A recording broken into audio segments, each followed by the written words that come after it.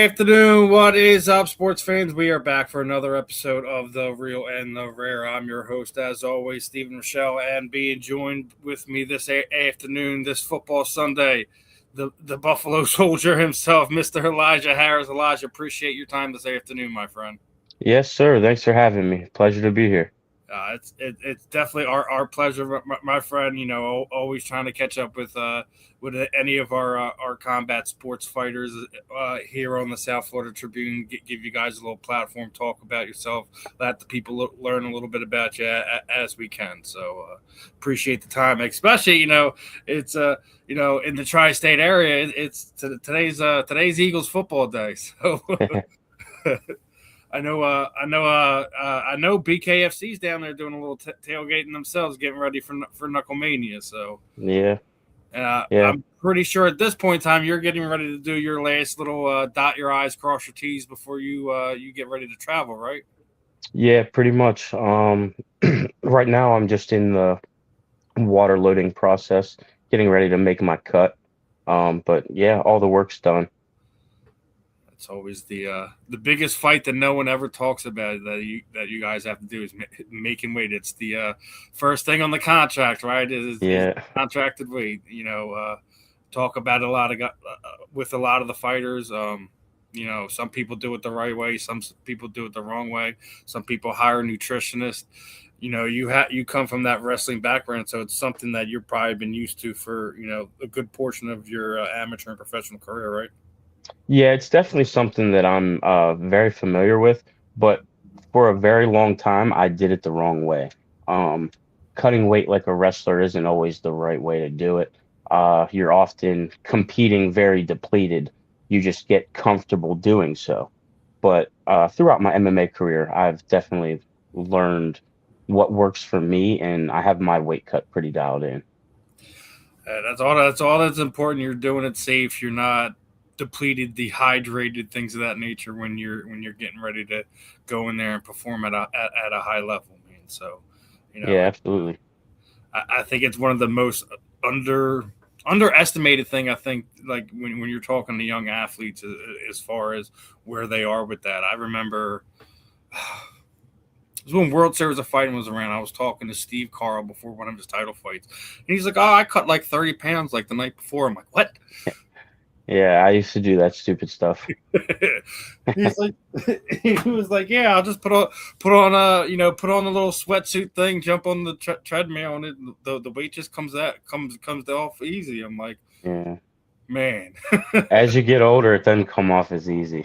Yeah, I mean that's one of the things from talking to a lot of the fighters about this over the years. It's like some of the fighters I've been friends and outside of the media side of things, and they just like said like, listen, like as you get older, it's not the easiest thing in the world to do Right. and keep up with. So that's why it's one of the things I talk about. Like so you found your niche into it. Like I said, like some people get nutritionists in because they can't be disciplined with this or that. They need somebody to kind of be on top of them, make sure that they're doing X, Y, and Z the right way, as we were just Right. talking about, right? So it's very important to do it the right way because I think a lot of times when some of the combat sports athletes tend to get stopped, a lot of times it's more because they're so depleted Yeah. with draining themselves to make the scale,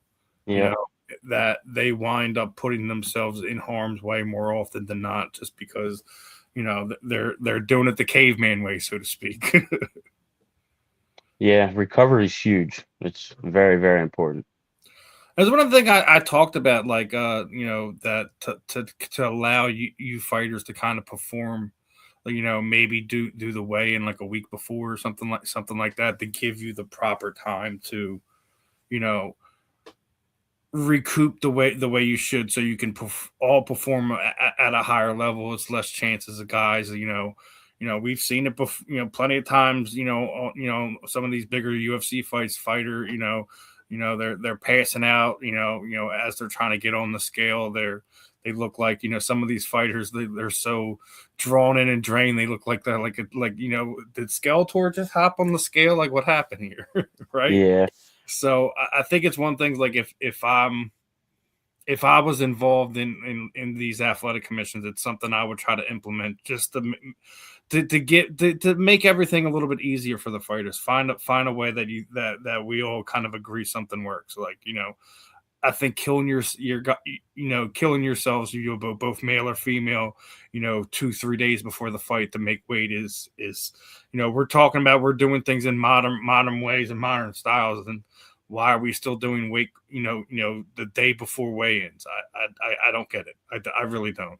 Like I get that you want them to both kind of be as close to that weight as possible, but I also think if we're really about athlete safety, then this is one of the things we should kind of look into as well.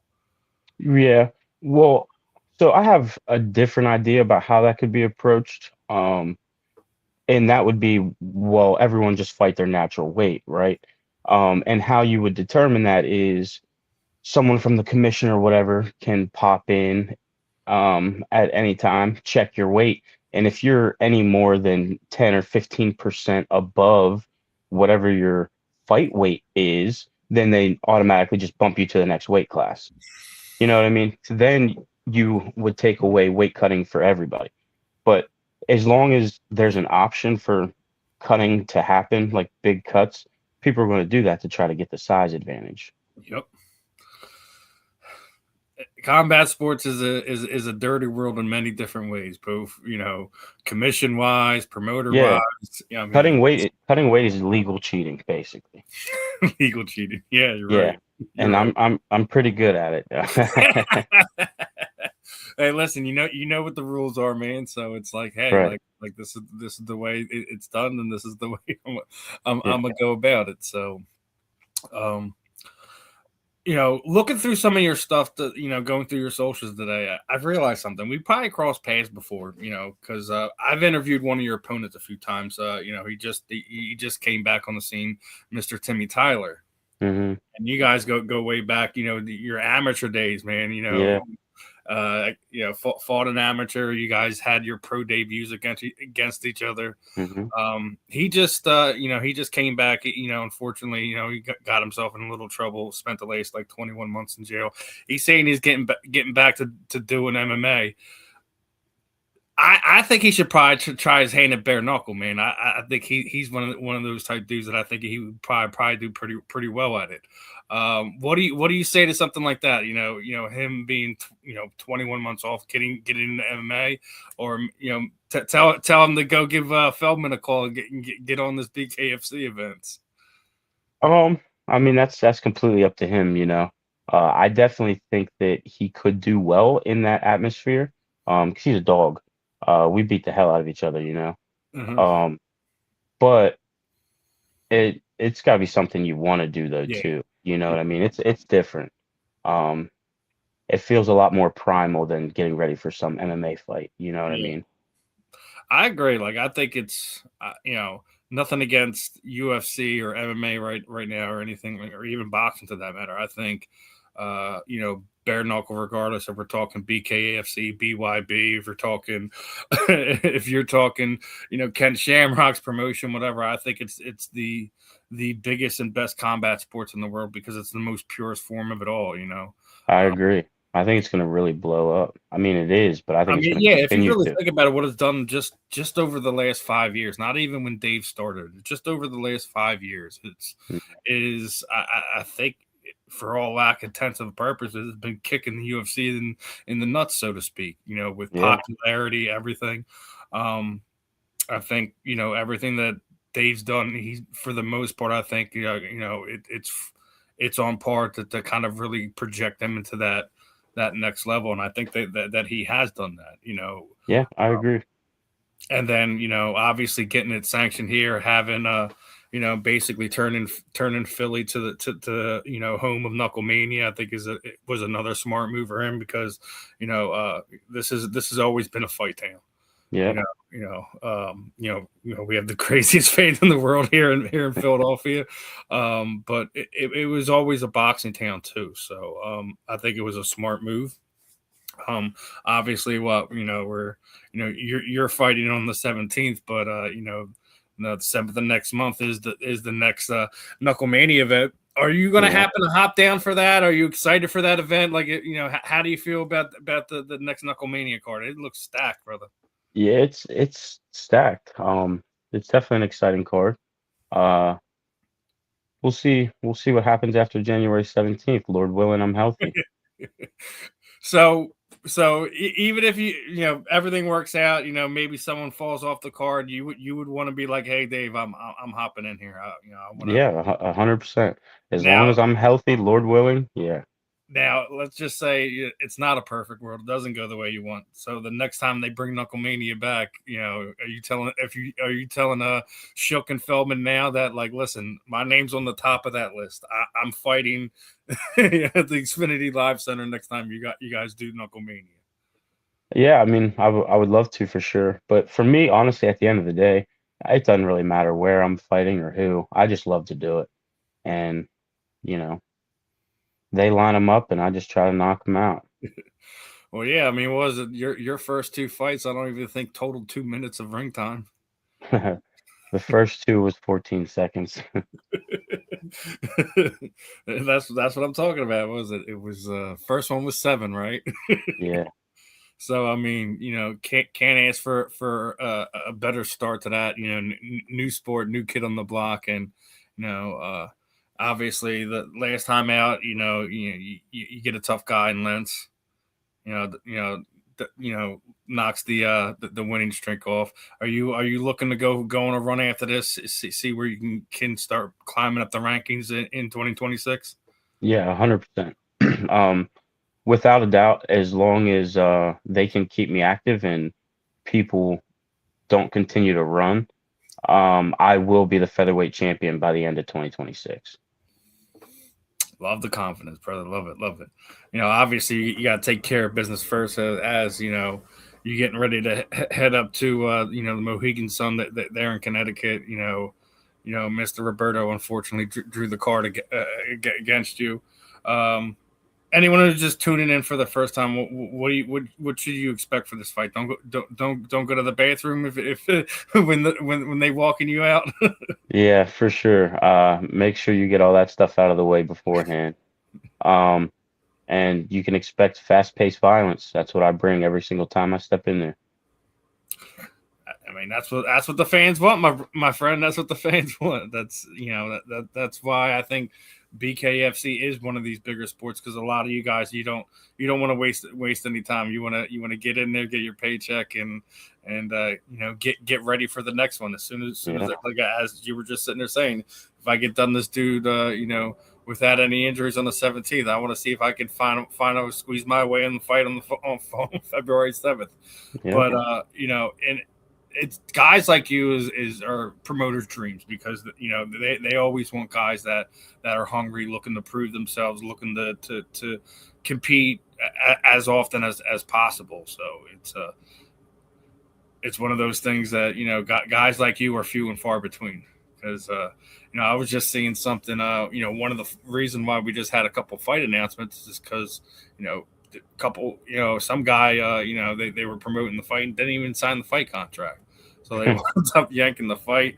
We wound up getting Richmond and Elmore thrown on there. So I think it's nothing against the two gentlemen that were going to fight, but for all acts intents of a purpose, I think that watching the former champion Richmond and Joe Elmore go at it after they were just damn near scrapping in the stands a few weeks ago might be just a tad more drama, tad more exciting. Yeah, that'll be an exciting one.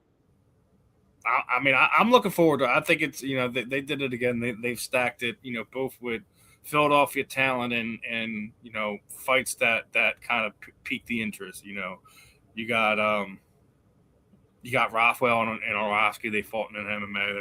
They're about to fight for the world title. Mm-hmm.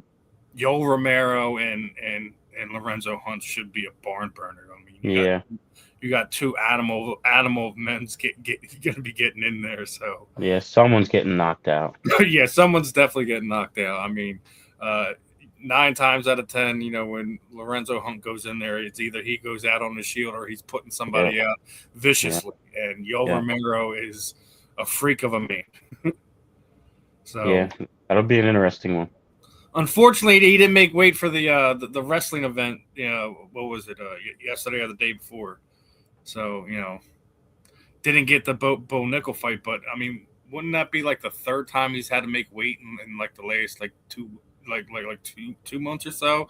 We Yeah, were he's just he's been talking pretty about that, busy. how rough Yeah, that is, yeah, especially when you get up there in age, man. Having to make weight that many times in a matter of like 2 months is rough. yeah, for sure.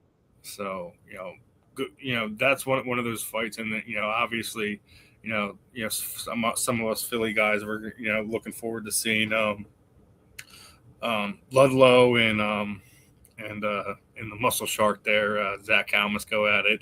You got Garbarino and Zach Thomason's going at it. That should be an interesting Yeah, after Thomason stopped Patty Sullivan the last Knuckle Mania. So a lot of interesting matchups on this card. So I know obviously we're 2-3 weeks away from that event, but that card's stacked, man. yeah, it is definitely stacked. Now, looking at some other things, you have an interesting story too, because not only you have the combat sports background and the wrestling background, but you've also been a part of our armed forces, Yes, and sir. what kind of prides you more, like the stuff that you've done in the ring, in the cage, or whatever, or being a part of part of this country's military for a period of time. Um, I don't know. I mean, so I never did anything necessarily. I never went anywhere. I never deployed. I was in the Yeah, reserves. yeah, Um, but I always felt like a need to kind of serve, fight for our freedoms and stuff. So I joined the reserves, and at the time I was wrestling in college, so it just made sense to go reserves instead of active because I thought I was going to become an officer. But then I ended up dropping out of college, started fighting instead. Um, I definitely love fighting. That's my passion. Um, and I want to have my own gym whenever I start to settle down in my own fight career and, give back. Mixed martial arts has definitely helped my life, in a lot of ways. So I want to be able to give that to other people. Um, but as far as the military goes, I definitely met, a lot of great people in the Marine Corps and have some lifelong brothers out of it. But um, I think I take more pride in what I'm still currently trying to build with my mixed martial arts career. and there ain't nothing wrong with that. We've seen a lot of guys. Maybe they've never actually served, but they've been a part of branches of military that tend to that gravitate towards combat sports, because it's just like kind of, I guess, that natural progression, right? It's a cool thing. And then hearing how when you get to that point that you also want to give back and share the knowledge that you have and opening your own gym. Do you have any idea where you would want to put it? Uh, Because there's Not so many sure. places in the area where you can go to Philadelphia. There's Yeah, places in Jersey, places in like the tri-state area is a hotbed, so to speak, to where you yeah, want for to do it. sure. Yeah, I've had some ideas, but nothing set in stone yet. So maybe at some point in time in the next few years, we're gonna have Harris's gym, so to speak. Yeah, Is it gonna be are you gonna try to cater to all the combat sports, bare knuckle, boxing, wrestling, yeah, MMA, we'll the whole nine? yeah, we'll teach everything. Um, and yeah, I'll add in the bare knuckle aspect because, at that point I'll have plenty of experience. And with that growing as rapidly as it is, it makes sense to have that as part of your curriculum. Yeah. You gonna look to have any partners when it comes to this? Anything like that, or is it something you want to try to succeed on your own, so to speak? Well, yeah, I do want to try to do it on my own. I want my own thing. However, my head coach, Josh Hummer, also a great mentor to me over the years. We've talked about me opening like a satellite branch under his affiliation, which is Tactical Combat Academy. Um, and so the thing with that is like I completely love and respect that he, you know, trusts me and my abilities enough to carry on what he started and, teach it on my own. But at the same time, I want something that's me, like 100% authentically me. But at the end of the day, it'll still probably be an affiliate of Tactical Combat Academy because that's where I learned all my stuff. You know what I mean? I'm not going to go off, start my own thing and teach what I learned somewhere else and call it my own thing. You got to pay homage to, your teacher. Those who poured into you, right? Absolutely. Mhm. It's kind of the expected. Like a lot of times, like we see it all the time. Like with the Gracie tree, right? Henzo, Daniel. A lot of the guys that come from that line. You always seen the homage being paid forward from the guys that taught them. So. Yeah, you have to. At the end of the day, all martial arts was founded on respect. Hmm. Yeah, I mean, I mean, it's probably I guess everyone gets stuck into the MMA side of it, but like when we think about how this whole thing started, it was about uh, honoring and respecting it all, but also having a place where you can learn multiple different disciplines all in Mm, the same place. So right, you know we gotta be thankful for Bruce Lee being the crazy man with the crazy thoughts that he had, right? right. I mean, and ultimately, like a lot of people felt like it led to his passing, but if we had to watch we had to watch Bruce fly before all these different branches and all these great fighters kind of come to fruition. So Right. it's it was an interesting time, and I'm glad that he did that, just because it gives us something more to root for, something more to be excited for. And just like a lot of times you've seen some of these inner cities, like boxing helps save some of these people that are going down dark paths. And the same thing Mm, can be said about all different branches of combat sports. Jiu-jitsu yep. saves a lot of people, wrestling saves a lot of people. So it gives some of these people an outlet, where Yeah, absolutely.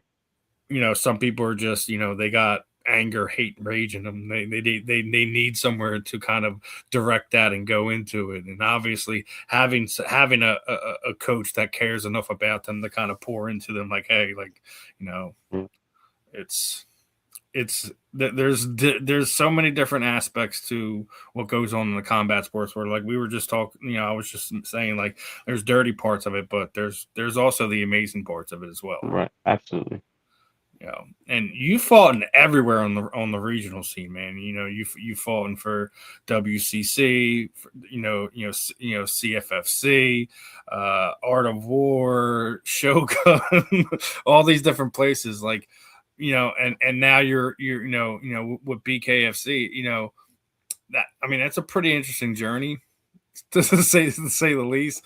What do you think is so unique and so different about what Dave and BKFC is doing compared to what we've seen with your typical MMA promotions? Why is there this big disparity? Like, if you're giving your take on it, like, what do you feel is just so different about what BKFC and David Feldman and Conor McGregor and all these guys are doing? Um, well, I'd say it's two things, right? I'd say one, it's just the team that they've built, uh, like within BKFC, the organization itself, because they wouldn't be able to achieve the things that they're achieving without a really, really solid team. But then the other aspect of that is, I think just naturally, most combat sports fans, right? Other than the jujitsu people, because they're just watching people grapple. But most combat sports fans want to watch knockouts. They want to see somebody get knocked out. And right now, MMA, it has evolved a lot, which is great for the sport of mixed martial arts. But at this current era, it's a very grappling heavy. Um, and you don't have as many of those big knockouts, with the stand up fighting. There's still knockouts on the ground, but I think that just the average fan that watches combat sports. They just want to see somebody get knocked out. And you're definitely going to see somebody get knocked out in bare knuckle. Small ring, fast pace, and I mean, the bare fist doesn't lie, you know. Bare fist doesn't lie, and I think you're right. I think when you look at MMA as a whole, I think combat sambo is kind of very very heavily into what's going on here with at least the MMA here in North America, Mm-hmm. over the last handful of years, and you're right. You're not really getting those big knockouts, but I also think the other thing is the star power is kind of being spread evenly across everything, whether it Yeah, be boxing, MMA, UFC, whatever. And then, bare knuckle. I think a lot of the guys that used to be those guys in MMA are in bare knuckle now. right. So I think there's, we talk about it in, other sports, parity in football, parity in basketball. Well, we got parity in combat sports now too, because I Mm-hmm. think it's spread around. But, like we were sitting there saying earlier, what Dave, his team are doing is just, I think is, you have to stand up and take notice. The growth that they've had since, over the last handful of years is just, they've taken over. We can argue all day long about numbers. Don't mean anything. Numbers mean something to the promoters. I'm talking about what is talked about more. And Mm-hmm. I think it's hands down bare knuckle. UFC is always going to be UFC. It's the premier MMA promotion in the world, and it probably is going to be from that for now until forever, because there's nobody's going to be able to accumulate the popularity and talent that's necessary to get to that level. So, but bare knuckle is just it's going to continue to go up, and for everything that you mentioned, I think the majority of your combat sports fan that they for lack of a better term, they've got the average fan has bloodlust, so to speak. Right. We want to see the knockout, we want to see the cuts, we want to see the blood. So Mm-hmm. um, I just think that's just the way that the combat sports consumer wants to see things. They don't want to see wrestling. They don't want to see the grappling back and forth. We've been through 15, 20 years of that of what we've seen in the UFC, but there's not really those big star names. Right. And, the last handful of them are getting ready to walk out. John Jones is Right. getting ready to leave. Conor McGregor basically said that he's going to fight out what's remaining of his contract, and then he's coming to BKFC when that happens. I mean, it's a different age, so it's something that hopefully the UFC can adjust to. But I mean, it's they got a lot to make up for. I mean, granted, they just did a big move with what they just did with Paramount, but now I'm hearing like good portion of the color commentary guys and the announcer guys aren't being brought along. Like John Anik is apparently out of a job. Daniel Cormier is apparently out of a job. I'm like, well, who's next? Yeah. I mean, you figure Paramount spent all that money to get it, so they're trying to cut as many corners that they can at the moment, at least to kind of offset that. I mean, obviously I think we're two more weeks away before their big first event, so we'll see what happens. But pay-per-view is dead. Yeah. For all intents and purposes, at least in the MMA world. So we'll see what happens over this year, if the marriage between the UFC and Paramount is something that lasts, or is it something that'll eventually, at least for Paramount, as turns into a bad investment. We don't know how that'll play out. We'll see. Yeah. But one thing I always ask all of our guests before we get ready to end things is, we hear the phrase GOAT all the time in sports. This person's the GOAT, this person's the GOAT. And I think combat sports is really the hardest one to kind of really say that to. It's because you have different eras, you have so many different weight classes, you have men, you have women, boxing, there's MMA, there's bare knuckle, right? So I'm going to ask the hardest question to ask somebody in combat sports. So and I think the fairest way to do it is the Mount Rushmore way. So if you could make your own Mount Rushmore of combat sports stars from any era, from any sport, whatever, who is going to be Elijah Harris's 4 picks that this is what defines what combat sports is? I'd say number one has to be Demetrius Mighty Mouse Johnson. Thank Um, you. Thank he's you. he does not get enough Doesn't get the credit, love. yeah, because of his size, which is very unfortunate. He's one of the most skilled practitioners on the planet, and he's proven that by, going into other disciplines and dominating in them as well, after his MMA career. People don't even Um, talk about how dominant he was in one when he went over there. right, exactly. So he just doesn't get the credit, but I think he's definitely probably one of the greatest mixed martial artists of all time. John Jones, whether you like him or hate him, just because of, everything he's done. His Um, murderer's row list of yeah, light heavyweights that he destroyed on his way to right. greatness is just legendary. Yeah, It's yeah. legendary. So he can't be overlooked. Obviously, he's there. Um, Fedor Emelianenko, because he was an animal for his time. Um, Last one. and I always liked Chuck Liddell growing up. He was one of my He's favorite a to watch. pioneer, and like he may not have the longevity but like he was a big name before the UFC blew up. Right. So like Yeah. And back then, those guys were beating the hell out of each other for next to no money. You know. I was watching a podcast he was doing with Herb Dean, right? And apparently Chuck Liddell had refereed a grappling match that Herb Dean was competing in. So I mean, that's how you talk about how crazy and intertwined the world is. Like Yeah. Chuck was, light heavyweight champion for a good. He was the face of the UFC as it was hitting the mainstream media the way it needed to. So I mean, absolutely got nothing but love for Chuck. I mean, like we all have differences when it comes to it.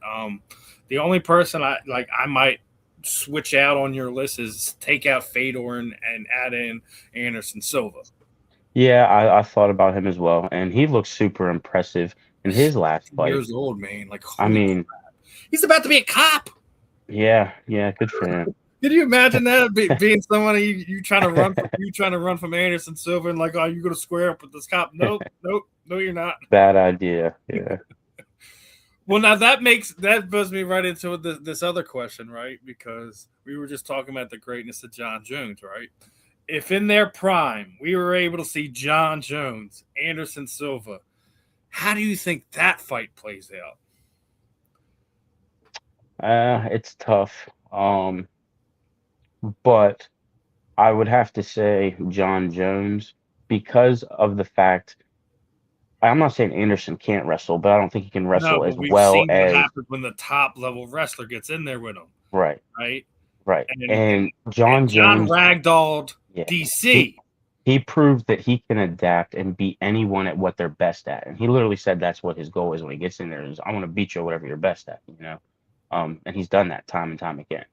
So I would have to say probably Jones, even though I'm more of a fan of Anderson Silva. So I totally agree with you. If I had to pick anyone from that era, it's as I said, I was just going to swap out Fedor for Anderson. I just think that he got like so to the point where I think he was overly confident and cocky with what his skill set was, and he was just getting bored in there. And then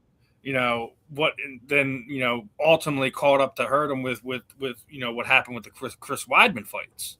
Mm-hmm. So it's one of those things where, like, I agree with you though. I think, we've seen it. We've seen John go through everybody. Rashad Evans, going somebody that was in his camp that known him intimately. Beat him. Quentin Rampage Jackson. We've seen it all, man. So like. And then beating Shogun, beating Lyoto Machida, submitting Lyoto Machida. Like, I mean, he's just done it in every other way. Obviously the Chael Sonnen fight, he's lucky that he got out of there because he broke his toe as he was trying to post up and finish Chael. I mean, if that round ended and we had a crown Chael Sonnen as we would have never heard the end of it. But I mean, it's a great it's hard to do the GOAT list for combat sports. That's why I like to do the Mount Rushmore, because it gives us more options, more way to go, and we all have different ways that we look at guys or girls that kind of touch us in different ways, inspire us and stuff like that. So Yeah, the only thing I really liked about Fedor was how much he was feared by everybody else. He would psych people out before they'd even get in there, and then he would Yeah. fight I like these ridiculous. Mirko Cro Cop too, because same thing. He was a stone cold killer. Till he met Gabriel Gonzaga. Yeah, yeah. But I mean, that guy is literally a stone cold killer though. He was a special forces guy. Yeah, that's Croatian special forces. Mhm. Yeah. So yeah, that's an intimidating I dude. want to see that dude on a battlefield. Yeah. Regardless of the gun, man, you just got on the straight hand-to-hand combat. He kick you in the head. Next thing you know, Right. You're looking up the sky. Next thing you know, you're seeing Jesus. Yeah.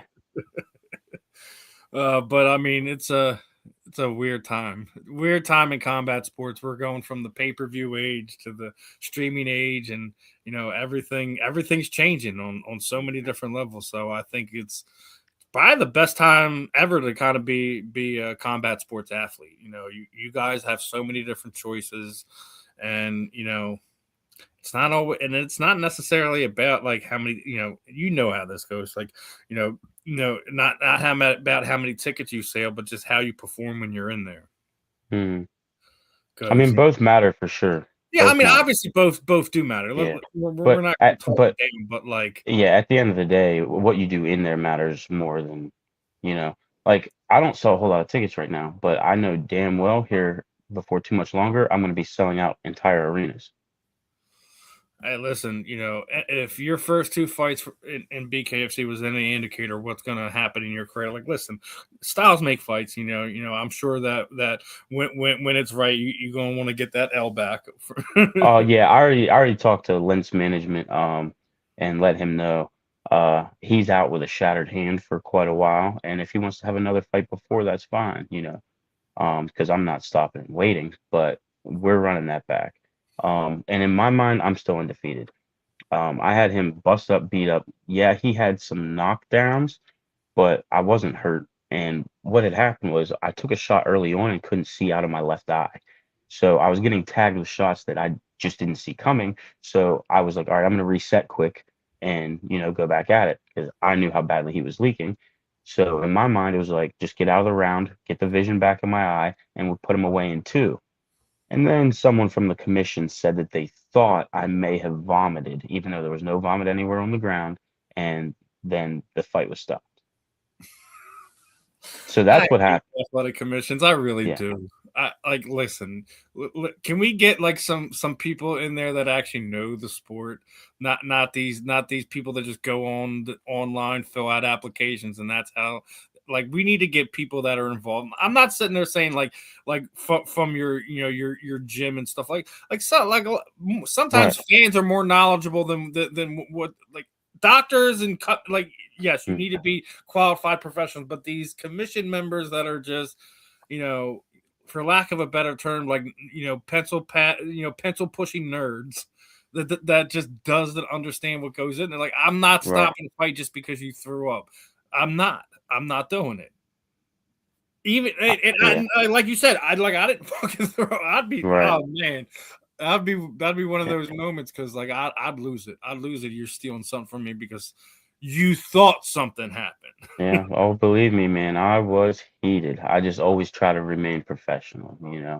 There was a time like 5-6 years ago, I wouldn't have handled the situation as well. Man, it'd have been all over the news.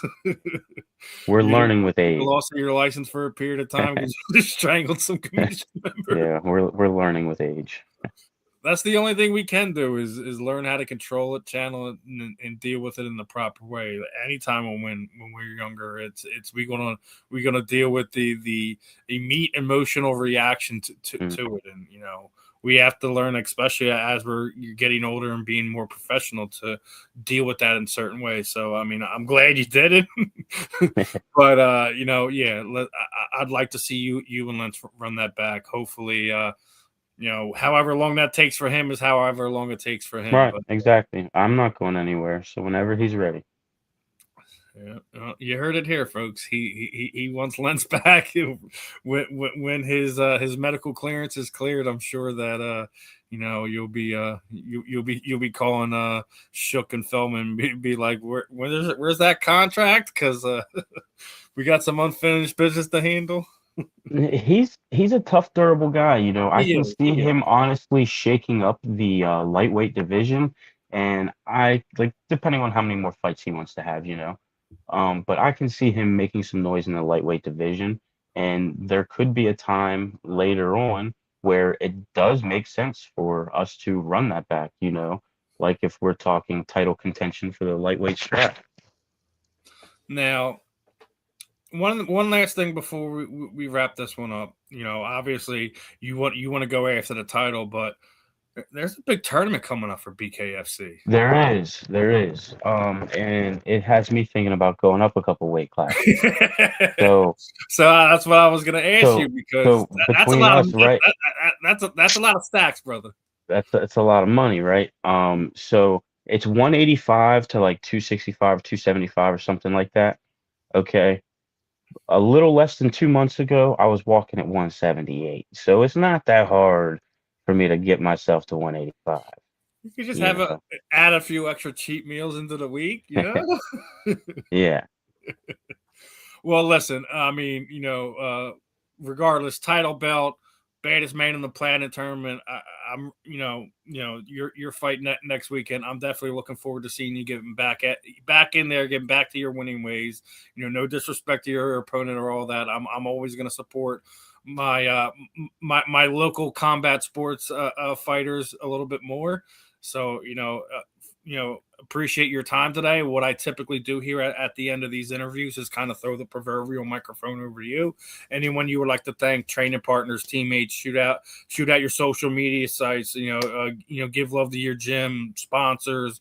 Any last words you want to leave upon our listeners, the people today? The time is yours, my friend. Yeah, thank you. Just shout out to Tactical Combat Academy, and Coach Josh Hummer, all my teammates there, Caleb, Ray, Ben, Isaiah. You guys have definitely been helping me stay sharp and always ready. I don't know if you can really call this a camp, but I'm just always ready, and that's attributed to those guys. Um, a shout out to my longtime sponsor, Jason Bosco at Bosco Family Chiropractic. He's the one that keeps me aligned and able to keep doing this stuff as frequently as I do. Um, and uh, yeah, that's about it. I'm excited for the fight, and all glory to God. Hopefully, we get a few more sponsors on your shorts, on your shirts, whatever. Reach out to my friend Rain Wells, man. He does work with that Fight Wax company. They're looking for more people to kind of get on their brand. Let them know I sent you. I'm trying to, I'm actually getting ready to try to see if I can get them to sponsor me on here. But Yeah, always like sharing information with you guys. Seeing if I can get some of these good companies connected with some of these good athletes, especially guys like you who deserve the extra support, my friend. So thank you, brother. I appreciate it. not a problem, my friend. Other than that, appreciate the time. Best of skill for you on the fight on the 17th. Safe travels and all that, and hopefully you get everything accomplished in 2026 that you want to. We definitely got to have you back on here sometime again in the future. Other than that, Elijah, appreciate your time today. Enjoy your afternoon. Go Birds. Yeah, thanks, brother. You too. I look forward to the next one. Definitely. You have a good one, my friend. You too. God bless. All right, everyone. That was Mr. Elijah, the Buffalo Soldier Harris. Another great combat sports veteran, another BKFC athlete. Wish him the best on his upcoming fight. That is the 17th in Connecticut. So, guys, make sure you got locked into the app there, whether it be the BKFC app, the Zone app. I know they're getting ready to switch over to Yes as well. So make sure you're showing Elijah some love and appreciate everyone for tuning in today. I know everyone in the tri-state area is going to be paying attention to the Eagles game here within the next half hour or so. So appreciate everyone who hopped in with us. Guys, make sure you're showing Elijah love, and make sure you're hitting that QR code if you're not already subscribed to the YouTube channel, and head over to South Florida Tribune, and actually that one's the website. This is the YouTube channel. So guys, make sure you're locked in for everything we're doing. We got a bunch of fun more interviews coming over the next week on top of our regular programming. We're going to be talking to Phillies pitcher Tommy Green. Major League Baseball veteran, should be joining us Wednesday evening at 9:00. So, and also going to be joined by another BKFC fighter later on in the week. We're gonna, as we get closer to Knucklemania, going to try to get a few more of these fighters in there. And so, other than that, appreciate everyone's time today, and we will see you Monday for the J&S Philly Sports Stop. Catch you later, my friends. Peace out.